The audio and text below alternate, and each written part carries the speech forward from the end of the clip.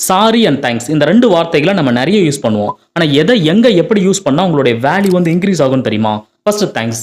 Thanks அப்படிங்கிற வார்த்தை வந்து எப்ப நம்ம பிகினிங் ஸ்டேஜ்ல இருக்கோமோ, அந்த மாரி டைமிங்ல அதிகமா யூஸ் பண்ணலாம். இந்த இடத்துல நீங்க சாரி யூஸ் பண்ணீங்க அப்படின்னா, நீங்க அதிகமா மிஸ்டேக் பண்றீங்க அப்படிங்கிறது அர்த்தம். தேங்க்ஸ் சொன்னீங்க அப்படின்னா, உங்கள யார் வந்து முன்னேத்தி விடுறாங்களோ, அவங்களுக்கு நீங்க விசுவாசமா இருக்கீங்க அப்படிங்கிறத இந்த தேங்க்ஸ் அப்படிங்கிறது உணர்த்தும். சாரி. எப்ப நீங்க உயர்ந்த கட்டத்துல இருக்கீங்களோ, அந்த மாரி டைமிங்ல வந்து சாரி அப்படிங்கிற வார்த்தைய வந்து யூஸ் பண்ணலாம். அந்த சாரிக்கு அப்ப நெறைய வேல்யூ இருக்கும். ஒரு சின்ன எக்ஸாம்பிள். இப்ப விஜய் அண்ணா இருக்காரு. ஒரு ஆட்டோக்காரர்கிட்ட தேங்க்ஸ்ப்பா அப்படின்னு சொன்னாரு அப்படின்னா, அந்த வார்த்தை பெருசா பேசப்பட மாட்டாங்க. ஆனா அதுவே அதே ஆட்டோக்காரர்கிட்ட இந்த விஜய் அண்ணா வந்து சாரிப்பா தெரியாம பண்ணிட்டேன் அப்படின்னு சொன்னாருன்னா, இவ்வளவு உயர்ந்த மனிதன் இந்த பெர்சன் கிட்ட சாரி கேட்டாங்களா? அப்படிங்கிற மாரி அது பெருசா வந்து பேசப்படுவாங்க. நம்ம எந்த இடத்துல எந்த வார்த்தைய யூஸ் பண்றோம் அப்படிங்கிறது ரொம்ப முக்கியம். நம்ம பேசுற ஒவ்வொரு வார்த்தைகளும் நெறைய ட்ரிக் இருக்கு. அத சரியா யூஸ் பண்ணா, அதுவே வந்து உங்களுடைய வேல்யூ வந்து இன்கிரீஸ் பண்ணும். நீங்க எவ்வளவு பெரிய ஆளா இருந்தாலும் சரி, தப்பு பண்ணா சாரி கேட்க யோசிக்காதீங்க. அப்புறம் ரொம்ப முக்கியமானது இந்த தேங்க்ஸ் அண்ட் சாரி 2மே செம வெயிட்